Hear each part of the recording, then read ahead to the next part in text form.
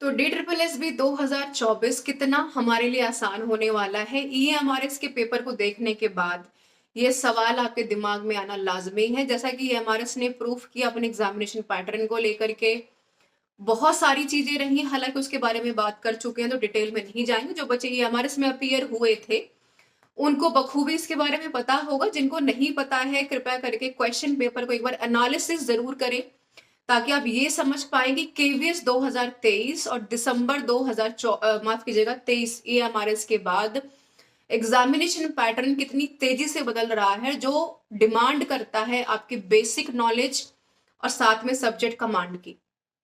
नमस्कार, मैं सोनिया सिंह और स्वागत करती हूँ आपके अपने चैनल बीट द कंपटीशन पे। तो 2024 का डी ट्रिपल एस भी कितना हमारे लिए आसान होने वाला है, इसके बारे में बात करना बहुत इंपॉर्टेंट है। क्योंकि रहे सहे बेशक हम इस सवाल को कंसिडरेशन में नहीं रखते, लेकिन दिमाग में कहीं ना कहीं ये सवाल एक रहता है कि भाई कैसा आएगा पेपर इस बार का। हालांकि 9 जनवरी से अभी तो लाइंस ओपन होंगी, आप फॉर्म अप्लाई करेंगे तो ये एक अलग प्रोसेस है डी ट्रिपल एस बी का यहाँ पर भर्तियां करवाने का।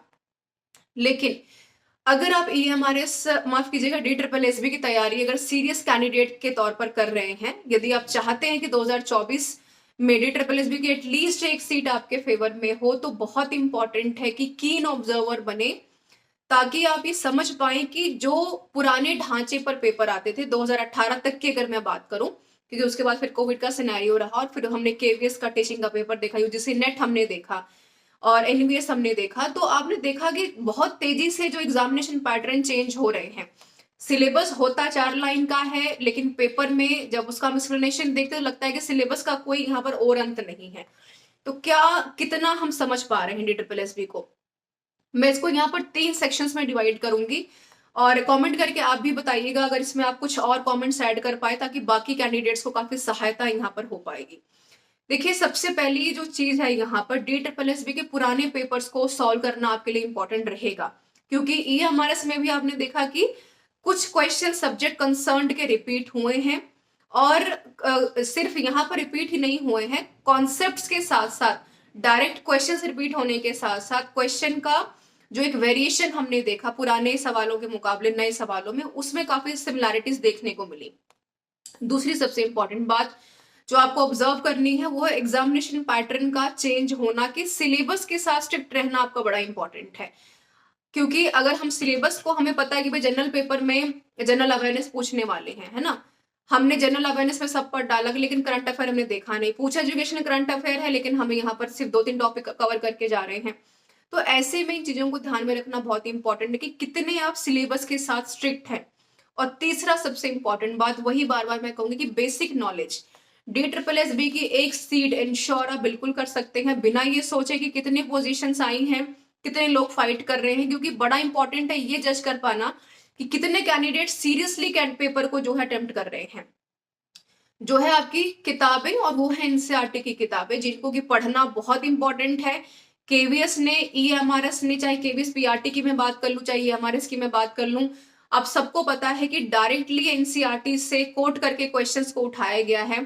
तो एनसीईआरटी के बाहर आपको नहीं जाना है, वो तभी आप जा सकते हैं जब आपको लगे कि आप कंप्लीटली प्रिपेयर हैं और अब रिवीजन का टाइम आपका आ चुका है।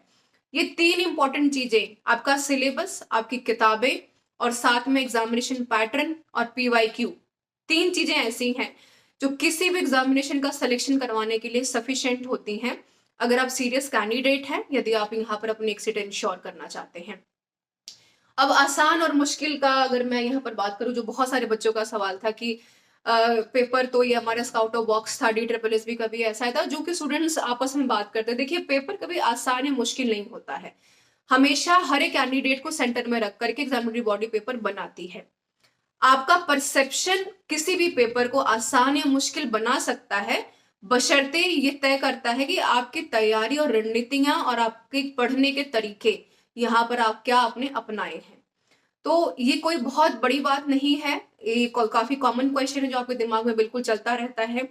तो बिल्कुल जैसे ही 9 तारीख से डी ट्रिपल एस बी की ऑनलाइन यहाँ पर फॉर्म स्टार्ट हो रहे हैं, उसको भर दीजिए। ये काफी एक अच्छी खासी वैकेंसी है। एनडीटी की बात करें, पीजीटी में हालांकि कम वैकेंसी है, बट हमें कम की बजाय अपना ये भी आकलन करना है ना कि हम 2024 में क्या टीचिंग एग्जामिनेशंस के लिए प्रिपेयर हैं कि नहीं है। तो ये भी काफी इंपॉर्टेंट है। नॉन टीचिंग में एक बार जरूर देखिएगा, काफी सारी पोजीशंस ऐसी हैं जहां पर आप अप्लाई कर सकते हैं, टीचिंग नॉन टीचिंग दोनों में। तो जनरल पेपर को समझना और सिलेबस को समझना एकमात्र ऐसा सोल्यूशन है, और आपका मोटिवेशन और कंसिस्टेंसी जो आपको बहुत आसानी से DSSB के पेपर को आसान बना सकता है और आपको कामयाब भी।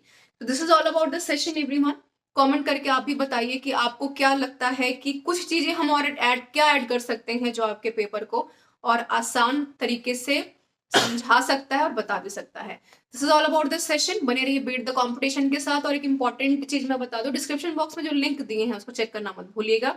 Beat the competition Telegram channel, जो कि यहाँ पर आपको free of cost content available करवा रहा है, तो वहां से ज्वाइन करके बाकी चीजों को, सवालों को, कंटेंट को आप रीड यहाँ पर कर सकते हैं। मिलते हैं नेक्स्ट वीडियो में कुछ यूजफुल कंटेंट के साथ।